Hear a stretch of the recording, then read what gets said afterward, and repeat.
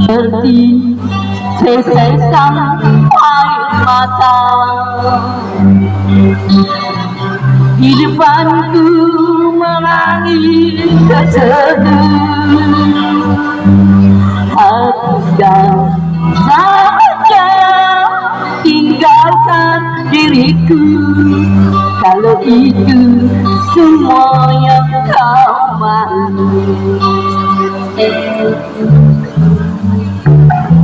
Bila ada pilihan yang lain,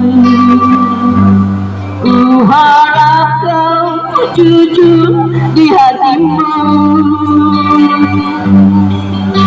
Sekali saja aku memahami, kalau itu yang engkau maksudkan.